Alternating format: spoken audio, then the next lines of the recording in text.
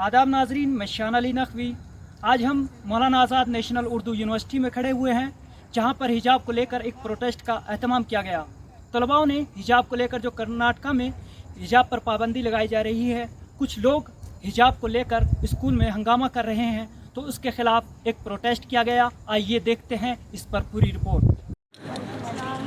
मेरी प्यारी बहनों, अजीज साथियों, आज दुनिया के सबसे बड़े जमहूरी मुल्क में हम एक ऐसी बात की मजम्मत करने के लिए यहाँ पर खड़े हुए हैं जो शायद जो लोग हिंदुस्तान की आज़ादी में अपनी लड़ाई लड़ रहे थे, या उस वक्त जिन लोगों ने कुर्बानियाँ दी थी, तो उन लोगों के ये सपने कभी ना होंगे कि आज से 70-75 साल बाद हमारी बेटियाँ क्या पहनेंगी और हमारे लोग क्या खाएंगे।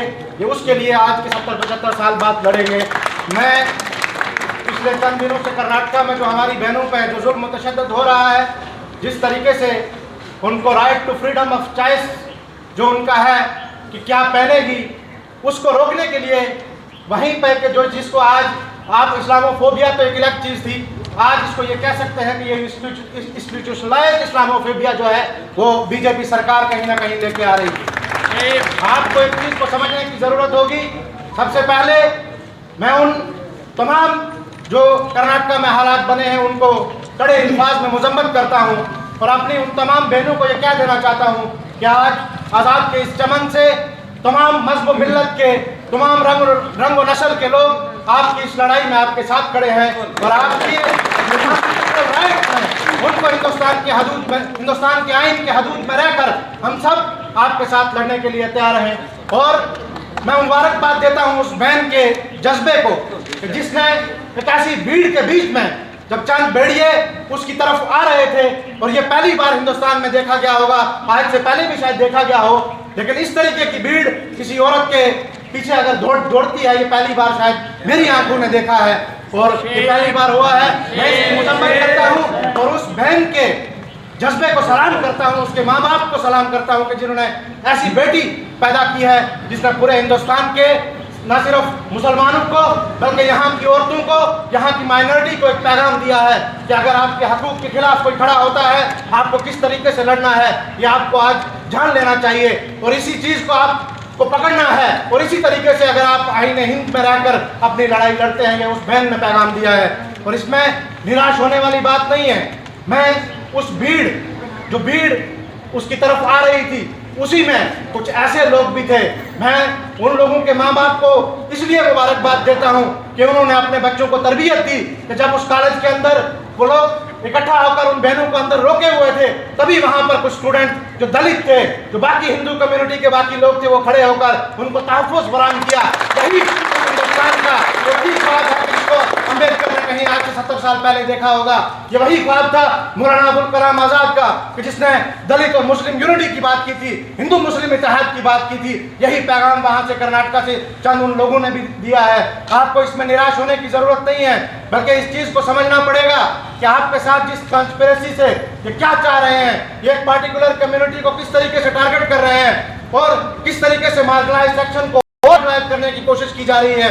ये कॉन्स्पिरेसी है, तो कॉन्स्पिरेसी इसलिए की जा रही है कि एक ऐसी हुकूमत है, एक ऐसी पार्टी है हिंदुस्तान में जो ये चाहती है कि यहाँ के मार्जिनलाइज्ड सेक्शन न पढ़े। अगर ये पढ़ेंगे तो हमसे अपने राइट मांगेंगे, हम इनको दे नहीं पाएंगे, ये सवाल करेंगे, उनके हमारे पास जवाब नहीं होंगे। इसलिए ये आपको चाहते हैं कि आप तालीमी इदारों के अंदर इंटर ना हो, आपकी बेटियां ना पढ़ें, आपके लोग ना पढ़ें, तो आप ऐसे तालीमी इदारों से जो हायर एजुकेशन में ऑलरेडी हमारी बहुत कम जो परसेंटेज है उसको और रोकने की कोशिश की जा रही है। आज ये आपकी जिम्मेदारी बनती है कि आप लोगों को उनके साथ खड़ा होने के साथ साथ बावजूद एक और चीज का जो है आपको यहाँ से पैगाम देना होगा। आपको अपने लोगों को तालीम की तरफ लाना होगा। आपको एक हाथ में अपनी किताबें पकड़कर दूसरे हाथ से जो है इन लोगों के खिलाफ अपने हकूक की, अपने आइन की लड़ाई लड़नी होगी। इस बात को समझ लीजिएगा। तो कुछ लोग जो हमेशा से जब ऐसे मसाइल आते हैं इस चीज को कह के ठुकरा देते हैं कि हम हमारा सियासत से कोई लेना देना नहीं। मैं उनको आज यहाँ से बता देना चाहता हूँ, आज ये एक वजह नहीं है। आप हिंदुस्तान में देख लें कितने सालों से किस तरीके से आपकी आइडेंटिटी को चैलेंज किया जाता है। आपकी दाढ़ी पर सवाल पूछा जाता है, आपकी टोपी पर सवाल होता है, आपके हिजाब पर सवाल होता है। मैं ये कहना चाहूँगा कि किसी मुसलमान ने किसी बेटी को नहीं कहा होगा कि फोर्स किया होगा कि आप हिजाब पहनिए। वो उसका अपना राइट है, वो अपनी मर्जी से पहनती है। क्योंकि अगर योगी आदित्यनाथ सैफरन कलर के कपड़े पहनकर किसी पार्लियामेंट या असेंबली में जा सकता है, तो इस हिंदुस्तान मुल्क के मुसलमानों की बेटी भी अपना हिजाब पहन के पड़ेगा और आईने हिंद को बचाने के लिए अपनी इस लड़ाई को लड़ना होगा।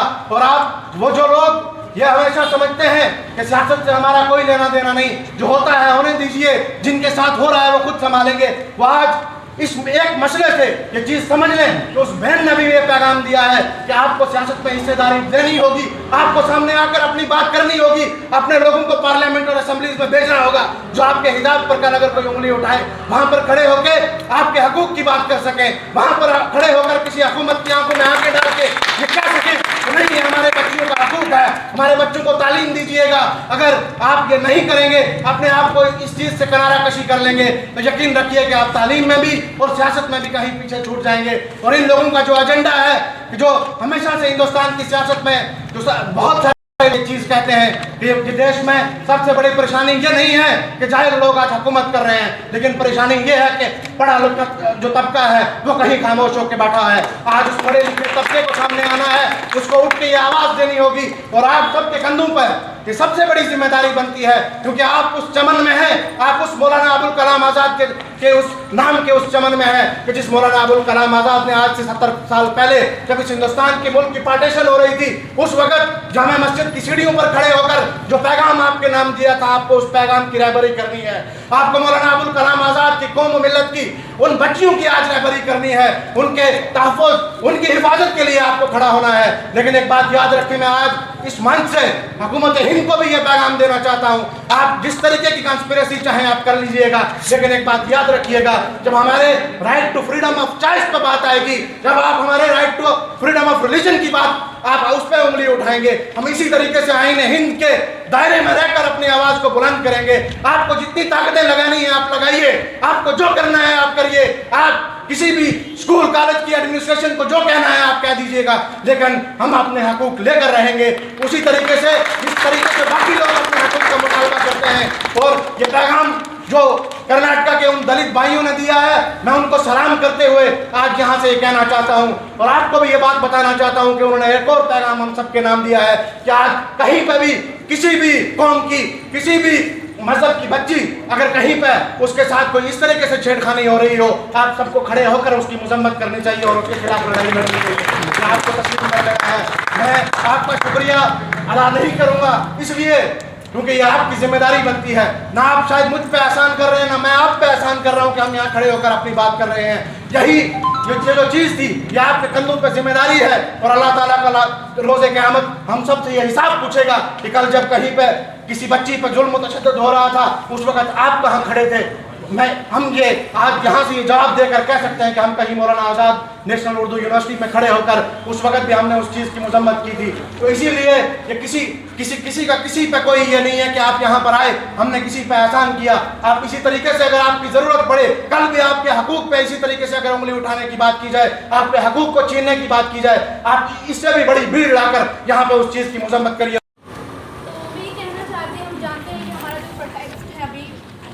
आर्टिकल 14, 15, 19 के खिलाफ ये हिजाब हमारा फंडामेंटल राइट है।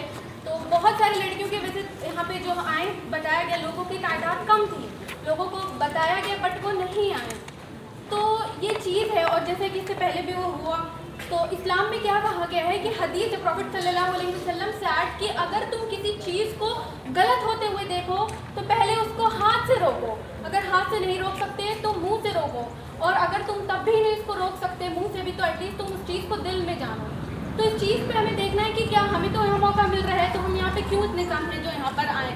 तो इस चीज़ पे हमें फोकस करना चाहिए। और बात जैसे कि उन्होंने एजुकेशन की अभी बताई उन्होंने, तो जैसे कि अभी डॉक्टर खलील खान आए थे, उन्होंने भी यही बोला था कि हमारे पहले रो में गर्ल्स को आगे बैठाया गया था कि एजुकेटेड हो, क्योंकि अगर आपके पास एजुकेशन होगी तो आपके पास पावर होगी, आप कहीं पे भी स्टैंड कर सकते हैं। अगर हम यहाँ पे खड़े हो रहे हैं, हमारा राइट है, आर्टिकल्स के बारे में हम बात कर रहे हैं, तो क्या हमें इसके बारे में नॉलेज है, तो हम स्टैंड कर रहे हैं। तो मैं I will and with beautiful share, जो खुदी की राह पे चल पड़े उन्हें मंजिलों ने पनाह दी, जिन्हों वक्तों ने डरा दिया वो कदम कदम पर बहक गए। सबसे पहले अपने आप पे फख्र महसूस कीजिए कि आप एक हिंदुस्तानी हैं और साथ में मुस्लिम लड़की है। हमारा हिजाब है, हमारा हिंदुस्तान हमें ये हक दे रहा है कि हम हिजाब के साथ तालीम हासिल कर सकें। हमारे हिजाब के साथ आज हम इस इंस्टीट्यूट में सबसे आला डिग्री है, हमारी PhD हासिल कर रहे हैं, ये हमारे लिए कोई बैरियर नहीं है। ये हमें हमारे हिजाब के साथ तालीम हासिल करने का मौका दे रही है। बस हमारे साथियों और नॉन मुस्लिम साथी जो हिजाब के अगेंस्ट है, मैं उनको यही कहना चाह रही हूँ कि हिजाब ना आपकी क्रिएटिविटी पे कोई असर करेगा, ना आपकी पॉजिटिविटी पे कोई असर करेगा। आप अगर कोई हमारे नेताओं का जो भी मकसद है, हमारे जो पॉलिटिक्स का मकसद है कि पहले तो लड़ाओ फिर खुद खुश रहो, लेकिन असल में जो हमारे प्राइम मिनिस्टर है उनको ये होना चाहिए कि हमारा मुल्क कैसे आगे बढ़ेगा। इस तरह नहीं कि बीच बीच में लड़ाए। हमारी क्रिएटिविटी को बढ़ाने के लिए जो हो सकता है वो करें, ना कि हमारे हिजाब पर बात लाके रोके। We support, thank you.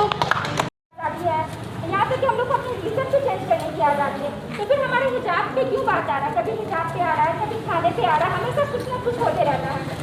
तो कहीं ना कहीं ये चीज़ है कि हम लोग को डिस्ट्रैक्ट करना है, कि हम लोग अगर डिस्ट्रैक्ट होंगे, कभी धरने पे जा रहे हैं, कभी किसी चीज़ पे जा रहे हैं, फिर एजुकेशन से दूर होंगे। तो ये बहुत बड़ी बात है कि हम लोग हमारे जो कौम वाले हैं ना, उनको ये चाहिए कि एजुकेशन सबसे पहले है। अगर आप एजुकेशन में मजबूत होंगे ना, तो फिर आप ना चाहते APJ अब्दुल कलाम देखिए, मौलाना आज़ाद देखिए, क्या था उनके पास? एजुकेशन था। क्या था बताइए?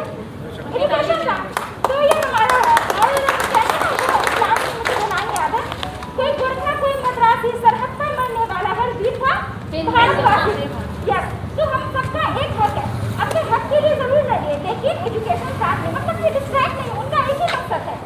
तो ये भाई भी बोले हैं, बहन लोग भी बताइए कि उनका एक पॉलिटिशियन है या पॉलिटिक्स है, उनका एक मकसद है कि हम लोग को मतलब डिमोटिवेट करना। तो अपने जो चीज़ है, मतलब